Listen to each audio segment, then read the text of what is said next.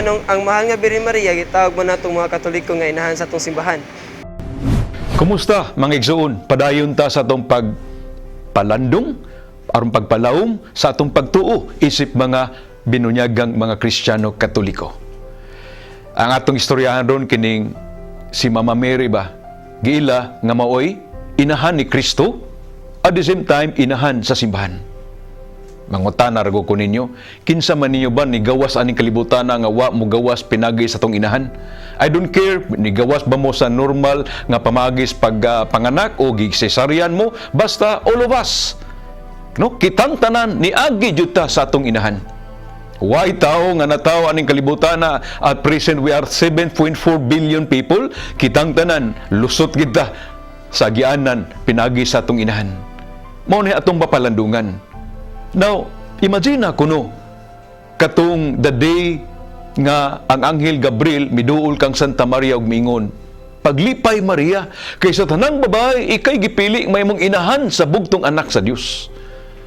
Imagine na kuno ingon tos Mama Mary nga San Gabriel, Arkanghel, pwede ba igno nimo si God the Father nga dili lang ko? Pangita na mog laing babae kay di lang ko anak nga kakuhan. Unsa kay dagan sa simbahan no? Number one, doon na ba kay Kristo niabot og nagpakatawa ning kalibutana kung gibalibaran ni Mama Mary nga di lang siya nga mahimong inahan sa bugtong anak sa Dios. Unsa ka andagan? Kung ibalibat pa dos Mama Mary, walay Santo Niño, walay Kristo, kay walay Kristo, walay simbahan. But again, nasayda ta unsa ka masunuron ang atong inahan. Completely she's obedient. No? From the day she was gihalad siya dito sa templo at the age of 3 until the time nga ang anghel sa Gabriel pinadala sa Dios Amahan mitungha ngadto kang Santa Maria Birhen.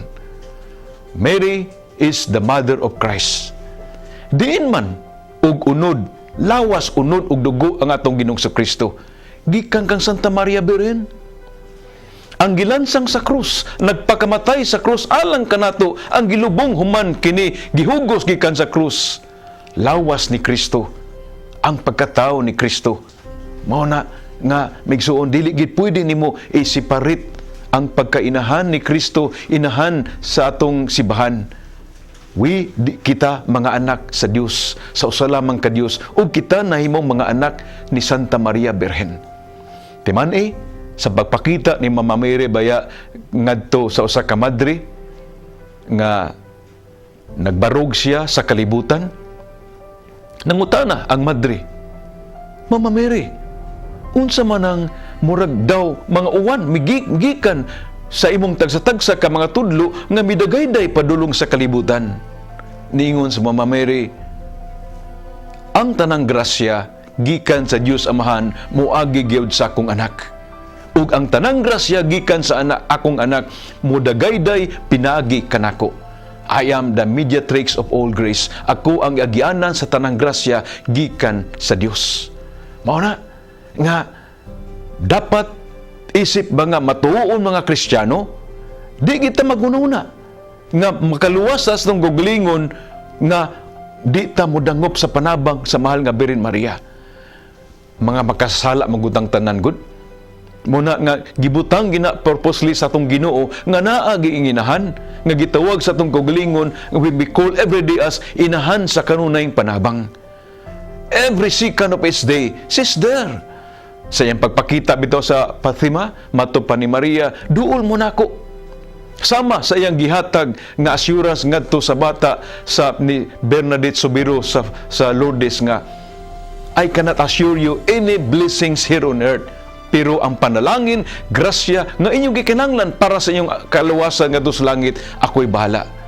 Muna igsuon nga diha sa simbahang Katoliko o diri lamang sa simbahang Katoliko naa si Maria gihatag alang kanato aron pinaagi kaniya makapaduol ta sa atong Ginoong Kristo. Sama gud diri sa kalibutan, kung di ka makapaduol sa presidente, di ka makapaduol diretso-diretso sa senador, gobernador, mayor, adto ka sa inahan niya.